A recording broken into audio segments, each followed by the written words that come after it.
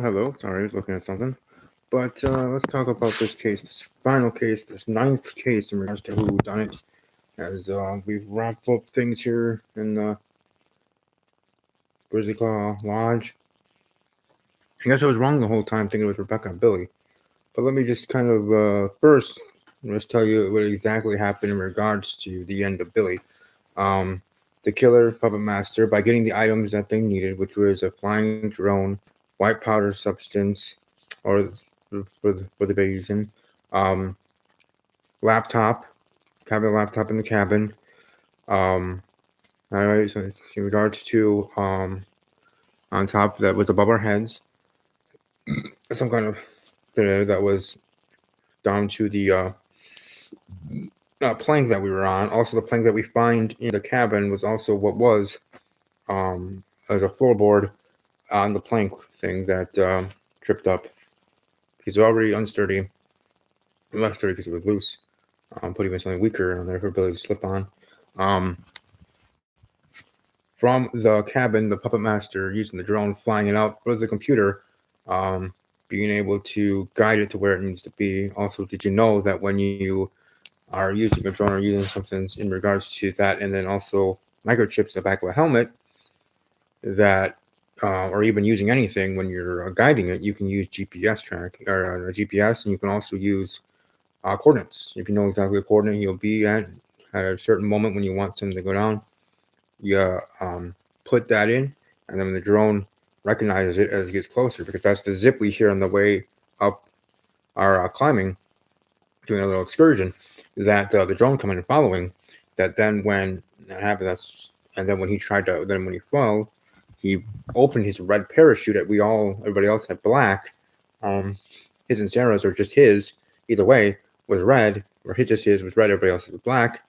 And he opened it, opened, but it had some other issues as well, which is why when we find it there in the trees, that we see that it's weighted down, and part of it, the skirt of it, and why that one was actually above the other part of it, the cords, because usually skirt, cords, person, backpack, otherwise, and how that all seemed to work out. Also, some white powder residue underneath the nose or underneath the mouth. I don't know, underneath the eyes. The eyes were bloodshot.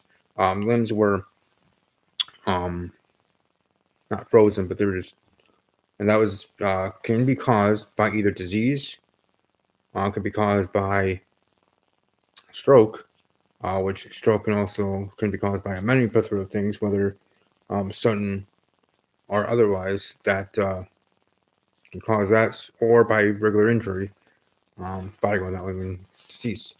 But either way, that is what happened to him with someone going through him. When the drone got to a certain point, it did have something underneath to shoot. I think that, if anything, just shot out to hit him through the skull and to the head, which then went to the neck. So it went like this, and that's why in the neck there's scratches and claws coming out of there. Or that just what hit, or when the drone did what it needed to do, turn on and to the microchip of the helmet, releasing something to explode, and why then there's the hole, because it goes to the skull, but then it comes out the top of the helmet. That's why there's a hole in the helmet. Either way, that is actually what killed him. Blood loss. In regards to the white powder, that kind of being a red herring. In regards to the bloodshot eyes, because bloodshot eyes happening with the dust and the debris that's coming when the explosion happens. But that's exactly what I think, do, believe what happened to dear sweet William. But let me go through this case and just share the story of what happened from start to finish, location from location. The cloudy sky hangs over the lodge after a night of thunderstorms and pounding rain. The surrounding forest seems damp and muddy from inside the lodge. About an hour before scheduled dinner, Gavin collects the house guests in the downstairs drink bar. My employer would like to treat you all to a late afternoon outing. Now, this happening the other day, today being Thursday, so Wednesday, so happening on Monday. Um, Everything going down then. Gavin leads the house guests back behind the lodge until the tree line. Waiting at the foot of the forest trail are 7 horses. We all each get back on those horses. One of the horses wearing a cowboy hat. Gavin takes it off and says, "House guests, please take your horses and follow me. Your names are embroidered into each saddle." We do so. As the house guests ride along, as we ride along the trail, respective horses, we follow Gavin up the trail. As we ride the trail, we notice that it gets increasingly steeper. The forest around us breaks away for a moment to reveal several rocky mountains in the distance. We ride along the trail, which seems to follow a small ridge below one of the massive mountains. They soon arrive in an old single-story cabin, and below, in regard to the small ridge, that's where the puppet master able to go and come in regards to planning things. You have the computer already being set up, just like pre-set up to be able to move the drone, in that sort of way as well. The house guests right around the trail, single-story cabin. Gavin dismounts his horse and reads from a cue card. House guests, please dismount your horse and tie your horses and go inside the cabin. And then out of nowhere, one of the horses sneezes, making Billy pee himself a little. He turns forward and enters the cabin. Inside, a familiar-looking rack of harnesses, helmets, and gloves are set up. A large pack is also attached to the same hooks as the other equipment. House guests, seeing as the weather has dried up this afternoon, my employer believes now it's the safest time for a rock climbing expedition. The house guests put their equipment on, checking for bombs in the gloves, and hopefully nothing lethal has been put in. Gavin leads the house guests a few hundred yards up the steep cliff. My employer would like to take us a scenic overview of the forest. We will climb this rock face and follow a trail to the lookout. We belay up the cliff. The heavy packs everyone is wearing makes it hard for us to go up. Now being higher, distance, large being far distance. Gavin lists his house guests. The scenic outlook is just beyond this path. I have harnesses for most of you, per the instructions. Sorry, Sarah and Billy. Please take your time in case you fall. The parachutes will help you, and then we'll have people come down for you. Ryan leading the pack, the house guests. We have our tight rope because of where we are with the chains and the plank board that we are walking on. Take away one of the plank boards. That's going to be tough. A pop rings out just above the house guests' heads. Dust and fragments of rock fill the air, causing some guests to rub their eyes. House guests. Gavin watches the horror. Someone slowly begins to fall backwards. No! Voice screams. The house gets plummeted off the path. The red parachute begins to open up, but something appears to be wrong with the parachute. They follow the valley floor, silent and motionless. The house gets crashes through the tree line below and out of sight. Out of all of us below. House guests, we are the rescue team. Now we gotta go. And Gavin, with the black parachute, deploys without any incident, giving us all the courage to take a leap of faith off the plank. The house guests take off after Gavin, going in the direction of the fallen house guest. We run 100 yards and we find Billiam's lifeless body dangling by the strings of his parachute in the tree. So Billy is murdered. We have the crime scene being the forest, the morgue being a flat log where we landed, and Billy's last known being the cabin and a short trek to the east and a wooden plank path above. Kind of like not like a trapdoor, but like a plank that we find in the cabin. Anyways, crime scene. You watch Gavin cut Billy out of the tangled mass of branches and parachute lines. Gavin takes Billy's body to the morgue. We're left with there. As you can see, his broken branches where Billy must have crashed through. Billy's body was no more than 10 feet on the ground where he discovered it, but it was a 50 feet tall tree. That's because the spirit was bleeded. He decided to climb the tree to where the parachute still dangles from the tree. You see, the skirt of the parachute is caught higher up than Billy's pack, and the risers connected to the suspension line, which is the risers there. The backpack is here, but that's above that. Everything being lifted and taking him, took him. Despite the parachute, the skirt of the parachute, you climb higher into the tree and see if the parachute was tampered with. Despite the parachute landing in the treetops, there doesn't seem to be any significant tears in the skirt. You see some suspension rope stuck over the top of the skirt somehow. Again, because the weight in regard to something. But the skirt wearing it down, which is why it's below it. You can't find any other reason or ways the puppet master tampered with. Suspension lines, you get a hold of the entangled suspension line, but incredibly sticky. They're all sticky. That's with kind of sticky like glue substance. You try to pry away, but pull some skin off. to do.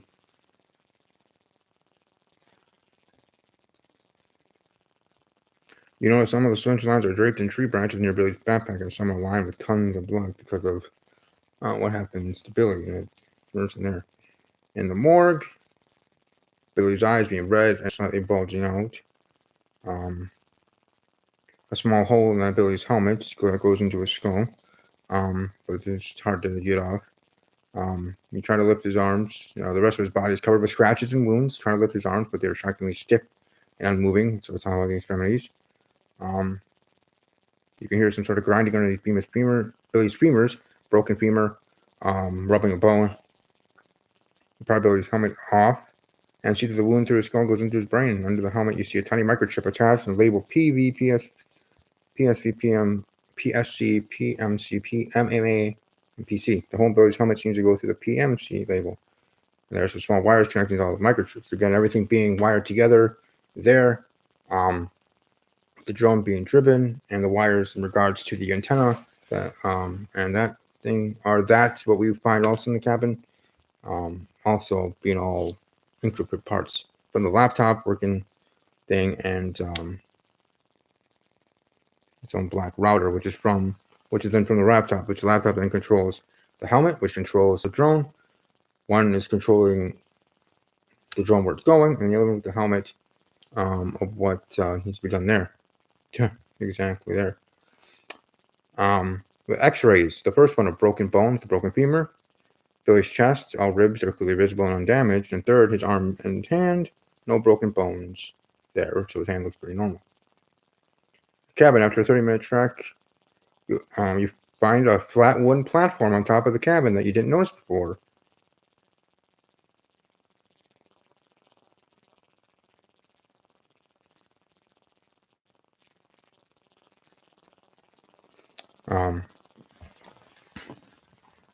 And they're going from there with this. You see a diagram of the mountain trail, which is in regards to planning out and kind of pinpointing where you want all this to happen. A basin of chalk and a blinking light in the corner, which is the wire router, black router. It's positioned just below the west window of the cabin with two long antennae stringing out of the device. It's wired to something inside the cabin, the laptop. There, the wide router. You see the floors. You see the loose floorboards, and you see connected to a laptop with some strange software open to the computer. It seems like the program is wirelessly connected to some other device in the cabin, outside the cabin, but the receiving device seems to be offline. All you can tell is this operator is programmed to guide a device toward another set of external wireless signals, guiding the device, the drone, to the external wireless systems, which is in the helmet. And then the riddle of the crash site, Gavin takes you west of the cabin. You ride past Billy's body, where it landed, and 10 minutes further, Gavin dismounts his horse, heads into the woods above, and you find the drone. Propellers have been broken off, crashing, making the sound. So Billy's going. He hears this, trying to keep walking. The plank is taken off, the one part, and then he falls. And then from there, with that set up, and then boom, boom, and then go from there. So that's exactly in that regard of what needs to be done. Or not what needs to be done, what is planned to do, and everything that the puppet master needed and used. Since there is no apparent trigger, there's a trip, and there's tiny metal balls, and the tiny metal balls are what's used in regards, or could be used in regards to. Now, there's nothing really big in that in regards to the arm. There was with that powder that you put in your gloves that got sticky and not able to. Whether it could have been arsenic, could have been some other kind of white powder, but I think it's just a general white powder. I don't think that's what killed him. What killed him, of course, is what it's not some kind of device, some kind of thing from the microchip, which then when was set off, there's already something in there in regards to one of the metal balls, and brickle, boom, going to the skull, coming out, and back up because of the force and the speed it was going, and right back onto the helmet, which already had its opening in that specific thing there.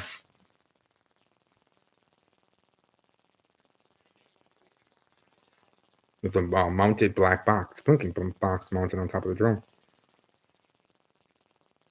You have a clear view of the mountainside from the trees, and the drone offers nothing else. So that's why the puppet master could have been there in regards to planning and knowing exactly where we're going to be, and ability to be in exact moments. Now, I found out what exactly each one meant, or at least what I think each acronym meant. MAA, Microsoft Array Antenna, Array, ARRAY, Antenna. For PSC, Proxy Signaling Client or Programmable Sort Controller. PMC, Personal Mobile Communicator or Power Management Controller. In regards to in regards to PVC, permanent vertical circuit, permanent vertical connection, private virtual circuit, private virtual connection, or Crimson Video Converter. And then PC Power Center for that one. So that all in all is what I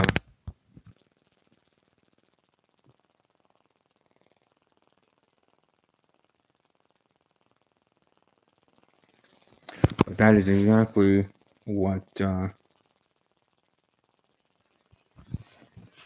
think that did happen to him in regards to what killed him in regards to there.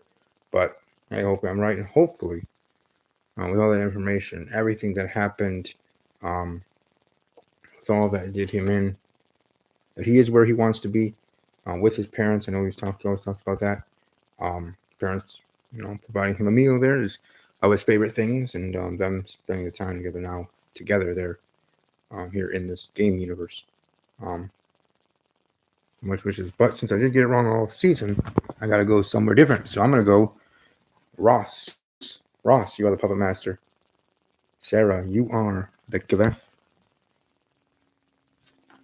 And there's a lot of crazy things that happen here and a lot of integral parts, so I could have my own trained monkey theory here, but that's what I think happened, and that's where I think everything went. He had a bloody nose, he had the powder, the bloodshot eyes, eyes bulging out of his head or out of the eye sockets. A lot of moving integral parts in regards to what happened to him in Bonnie and what happened to him in regards to the truck. That drone was following us all, let alone specifically Billy from the start. But Ross, Sarah, I have one last thing to say to both of you. I'm coming for you. Run.